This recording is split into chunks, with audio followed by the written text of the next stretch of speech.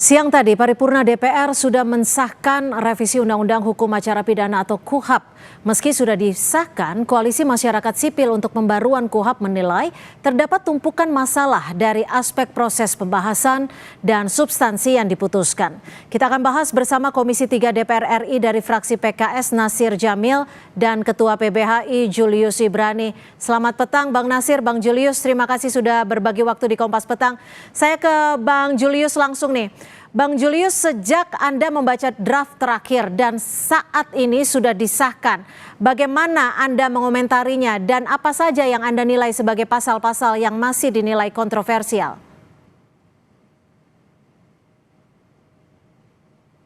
Mohon maaf, audionya masih tertutup, Bang Julius.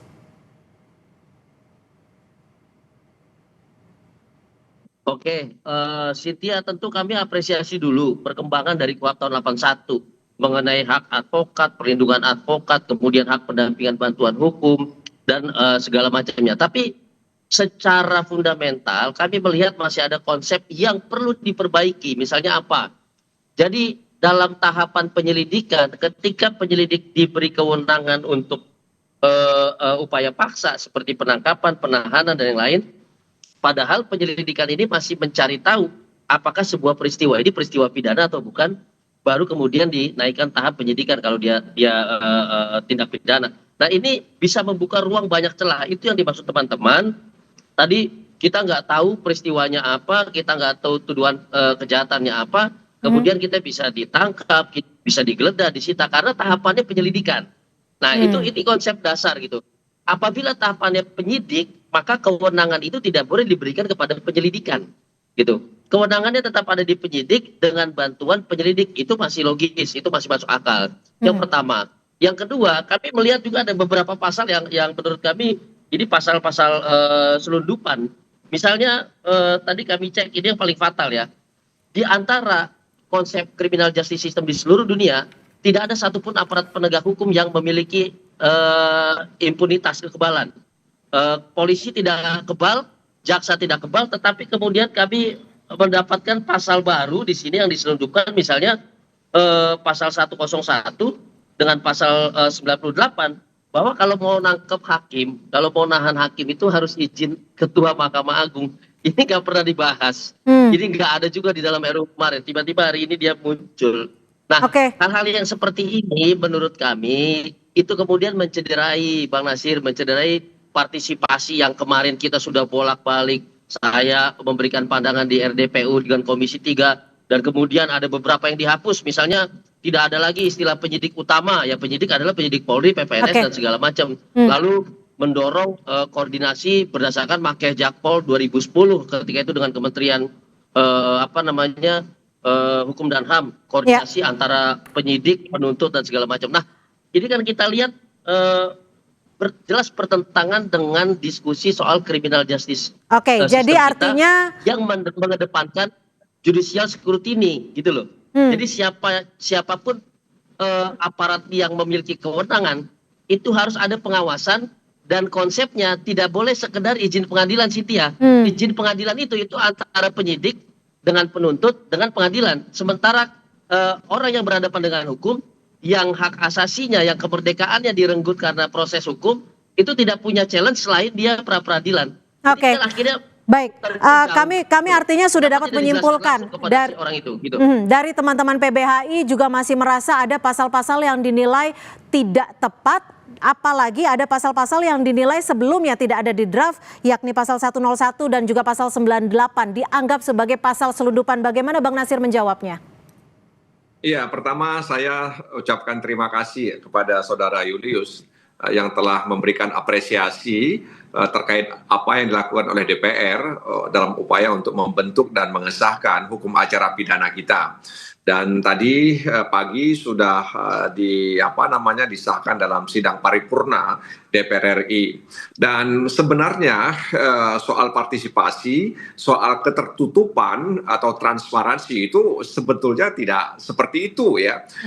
Sejak awal kita membuka ruang kepada masyarakat, bahkan dalam kunjungan-kunjungan ke provinsi-provinsi selalu melibatkan perguruan tinggi ya di dalamnya, meminta masukan ya, kalau misalnya misalnya ke daerah-daerah selalu ada akademisi dari perguruan tinggi yang ada di provinsi itu untuk kami minta pendapatnya terkait dengan perubahan hukum acara pidana tersebut.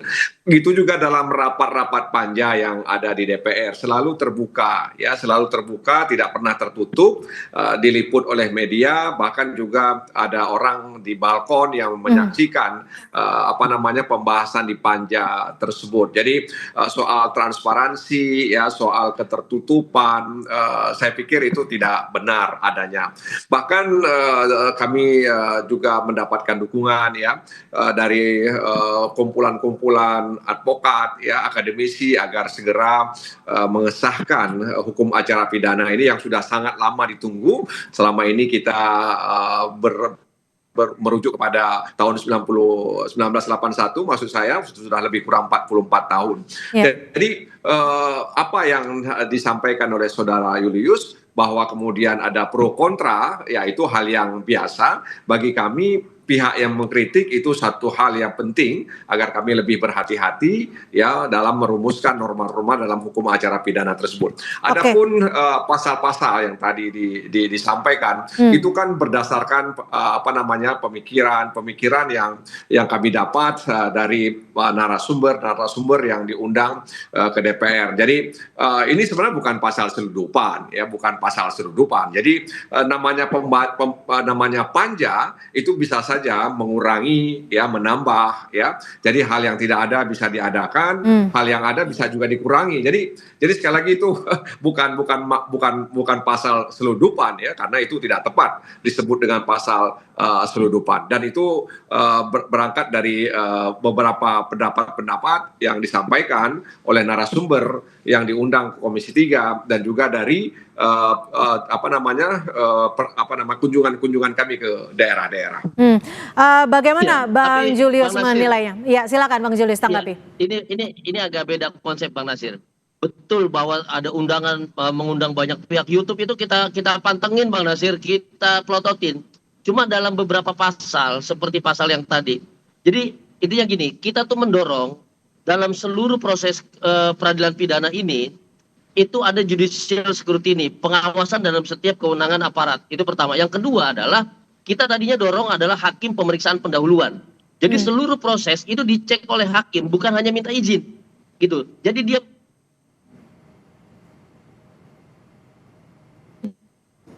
Ya, tampaknya kami mengalami gangguan audio terhadap pembahasan ini kami nggak melihat. Ya, mohon maaf sempat terganggu audio Anda Bang Julius. Silakan dilanjutkan. Oke. Misalnya begini, tadi saya katakan kami pelototin diskusi dengan Mahkamah Agung dan segala macam. Itu nggak ada usulan impunitas ini, Bang Nasir. Gitu. Tiba-tiba pasal ini muncul dan disinilah kami berasumsi, wah loh kok jangan-jangan ada pasal yang lain yang tidak dibahas, kemudian dia muncul dan isinya bertentangan sekali dengan negara hukum, bertentangan sekali dengan asas kepastian hukum, dan nggak boleh ada satu orang pun yang kebal hukum di Indonesia ini.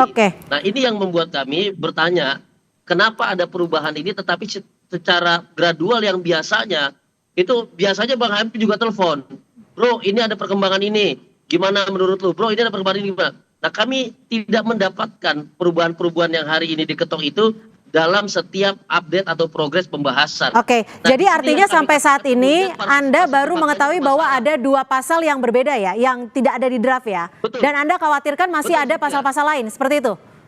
Betul sekali. Oke, Bang Nasir, selain 2 pasal itu ada tidak pasal-pasal lain yang sebelumnya tidak ada di draft? Sebenarnya tidak. Jadi sebenarnya tidak seperti itu ya. Jadi masyarakat bisa mengakses, bahkan setelah ini juga bisa mengakses memori pantulisting ya, rekaman-rekaman pembicaraan yang disampaikan oleh para anggota panja, narasumber ya, dari berbagai macam kalangan itu. Jadi bisa diakses di bagian risalah persidangan ya. Jadi tidak tertutup untuk masyarakat untuk mengetahui apakah yang disampaikan oleh Saudara Julius tadi itu benar atau tidak. Ya.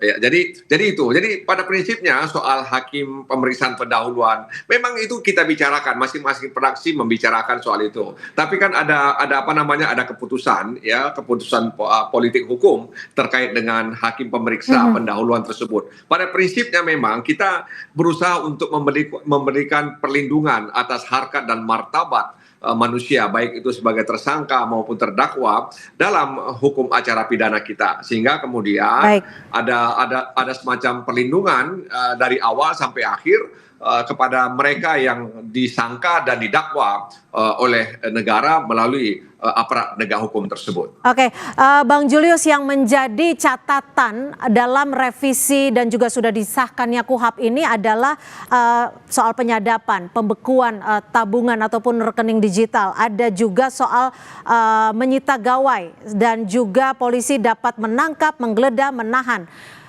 Bagaimana PBHI melihat ini? Apa sebenarnya yang bahasa awamnya untuk masyarakat, mungkin apa sebenarnya yang bisa dirasakan langsung oleh masyarakat ketika KUHP ini sudah disahkan? Cynthia, gitu ya. Pertama adalah soal tadi tahapan untuk memberlakukan upaya paksa tadi, soal penyadapan, kemudian monitoring, pembekuan, pemblokiran dan segala macam, itu bisa dilakukan oleh penyelidik, yang artinya tahapannya penyelidikan. Nah, penyelidikan ini bahkan belum tahu apakah ini tindak pidana atau bukan, karena masih tahapan penyelidikan. Nah, ini dimaknai secara sederhana oleh masyarakat. Jadi kita belum tahu peristiwanya apa, yang ditundukkan kepada kita apa, tapi negara melalui penyelidiknya dia bisa memblokir, dia bisa menangkap, dia bisa menahan dan segala macamnya. Dan konteks penyelidikan ini luas loh. Ada penyelidikan intelijen, ada penyelidikan apa, ini luas sekali.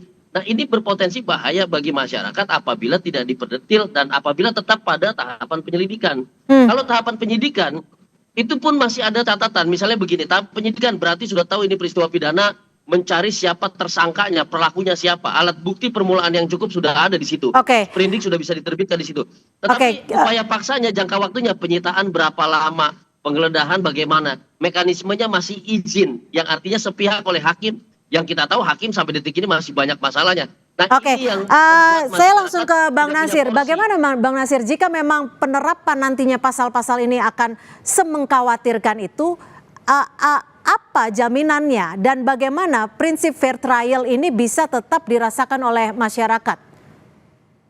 Yang pertama, penyelesaian KUHP dan KUHAP itu bukan akhir ya. Ini adalah awal untuk pembaruan hukum nasional dan juga mereform perilaku aparat penegak hukum dalam upaya-upaya paksa yang dilakukan. Nah, karena itu ketika ada upaya di tahap penyelidikan melakukan pemblokiran atau penyitaan dan sebagainya, tetap melibatkan hakim atau pengadilan. Ya, jadi tidak semena-mena juga mereka melakukan itu, kecuali mungkin dalam kondisi-kondisi tertentu, karena ada peristiwa-peristiwa hukum juga, ya, peristiwa-peristiwa hukum juga yang kemudian harus dilakukan tindakan-tindakan yang itu memang membutuhkan misalnya mendapatkan ini, mendapatkan itu, misalnya, ya, misalnya seperti ada kasus pembunuhan di mana saksi tidak ada. Ya, dan dalam penyelidikannya seperti apa? Nah, karena itu kan dibutuhkan, misalnya membutuhkan handphone daripada orang yang diduga melakukan itu, dan itu harus izin pengadilan, ya, tidak bisa kemudian diambil begitu saja. Jadi ada situasi-situasi yang sangat terpaksa yang harus dilakukan, tapi kemudian 2 hari setelah dia lakukan itu dia harus mendapatkan izin, ya, dari pengadilan. Jadi sekali lagi kami berusaha untuk melindungi harkat dan martabat manusia, dalam hal ini tersangka dan terdakwa, dalam proses upaya-upaya paksa yang dilakukan oleh aparat penegak hukum. Oke, Bang Julius, singkat saja, waktu kita sudah habis. Ini KUHP akan berlaku pada 2 Januari 2026. Jika memang nanti ditemukan pasal-pasal yang kontroversial yang akan merugikan masyarakat, apa yang akan dilakukan PBHI selama rentan waktu ini? Singkat saja. Oh, tentu kami akan mengajukan upaya hukum permohonan judicial review ke Mahkamah Konstitusi. Salah satunya pasal yang kami sebutkan tadi. Mahkamah Konstitusi baru saja mencabut impunitas kejaksaan. Sebelumnya kepolisian tidak punya impunitas dan segala macamnya. Nah, anggota DPR juga tidak punya impunitas, bahkan Bang Nasir kalau ingat pasal itu dicabut gitu ya. Nah, kenapa sekarang malah DPR ngasih ke hakim? Nah, ini banyak yang akan kami sisir. Menurut kami, satu, dia melanggar hak asasi manusia. Yang kedua, dia memberikan power yang berlebih kepada institusi negara, baik kepolisian, kejaksaan ataupun hakim. Itu akan kami ajukan ke MK. Tapi tentu tadi kalau ada pasal-pasal yang tidak dibahas dan kemudian diselundupkan, maka kami masih bisa memperkarakan persoalan keterbukaan proses. Begitu.